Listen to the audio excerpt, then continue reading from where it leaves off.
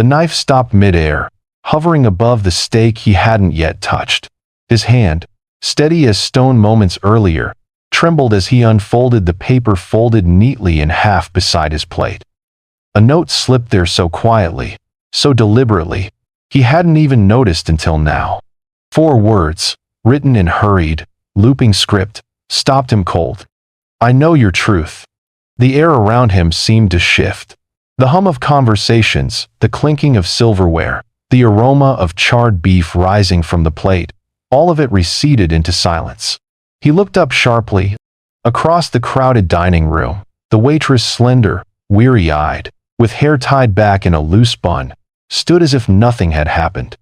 She filled glasses, smiled politely, and laughed at a customer's joke, her movements so ordinary they almost mocked him. But beneath her calm exterior, he could feel it. She knew. The man everyone here believed was a traveling salesman, dressed in a frayed jacket and scuffed shoes, was in fact a millionaire. A man who had spent years building empires, who could have bought this entire restaurant 10 times over. A man who now sat undercover in a world he had abandoned long ago, seeking, perhaps, something money had never been able to buy. And now, this waitress had unmasked him. His name was Daniel Keaton. To the room, he was a stranger passing through, a loner with tired eyes and the air of someone barely hanging on. But beneath the disguise, his presence carried the weight of hidden history, losses buried deep, scars concealed behind wealth. Daniel had lived through wars not with guns and trenches, but in boardrooms and betrayals. He had stood beside soldiers once too, before fortune drew him elsewhere. The waitress could not have known all that. Or perhaps she did. Perhaps the note wasn't just about his money, but about the man he used to be, the one he thought the world had forgotten. The steak before him bled slightly at the cut, pink and tender, the aroma of seared flesh filling his lungs. He remembered nights long ago, when such a meal was an impossible dream, when he had scraped coins just to buy bread. Back then, he swore he would never forget the faces of those who served him, those who worked with quiet dignity while the world overlooked them. Yet here he was, dressed as one of them, pretending. And she, this waitress, had pierced through the disguise with a note.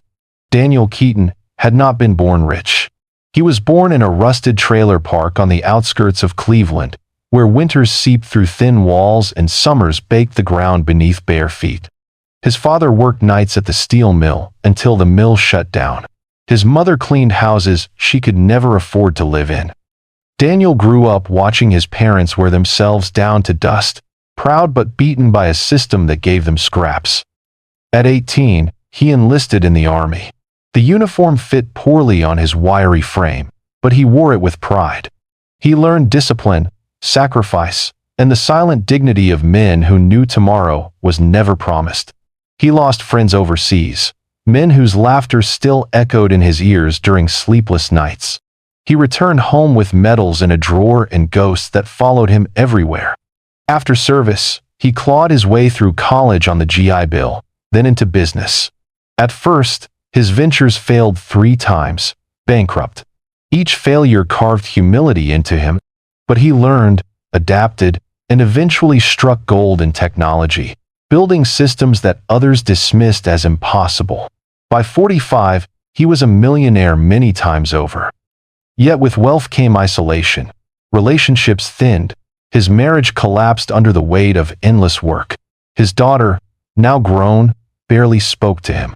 Money could fill his house but never his soul. So, Daniel stepped away. He disappeared from headlines, quietly selling companies, quietly moving funds. And for the last year, he had lived simply, wandering through towns where no one knew his name, dressing as one of the forgotten, eating in diners where no one looked twice. Tonight was supposed to be another quiet stop, a steak, a meal, a moment of ordinary life. Until the note. Across the room, the waitress moved between tables with a limp so subtle, most wouldn't notice. Daniel noticed. Her left ankle dragged slightly when she walked, the kind of injury that never fully healed. She wore a uniform one size too large, the sleeves rolled, The collar faded. Her smile looked practiced, but her eyes deep brown, tired carried storms.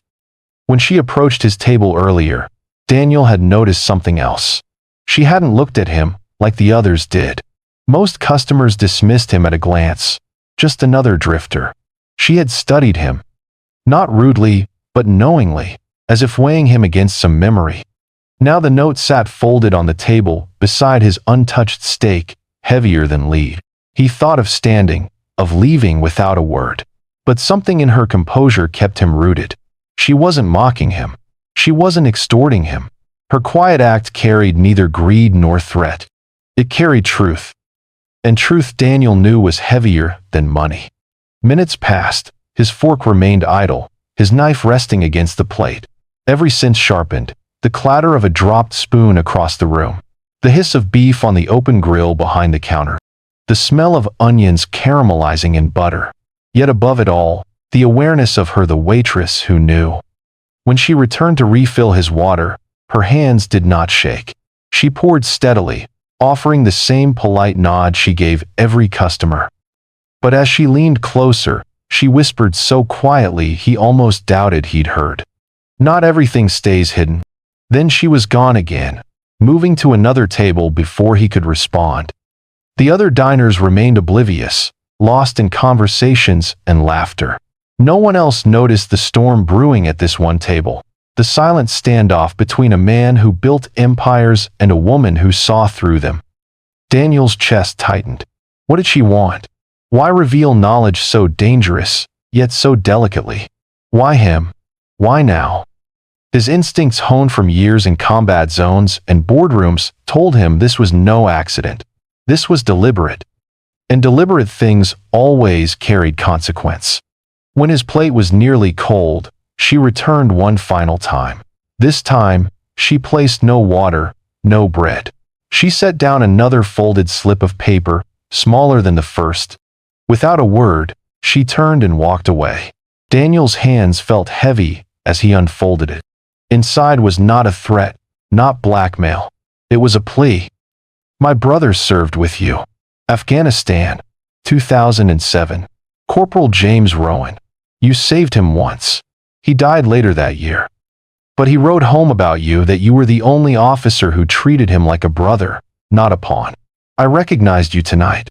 Thank you. I just needed to say it. The words blurred as his eyes burned with tears he hadn't felt in years. James Rowan, he remembered. A young corporal with a grin too wide for the battlefield, who cracked jokes even in the dust of Kabul. Daniel had pulled him from the wreckage of a convoy attack once, carrying him through gunfire. He had lived briefly. Then fate claimed him weeks later. And now, here stood his sister, serving tables, limping quietly through life, recognizing him, not as the millionaire he had become, but as the man who once carried her brother through fire. Daniel's breath caught in his throat.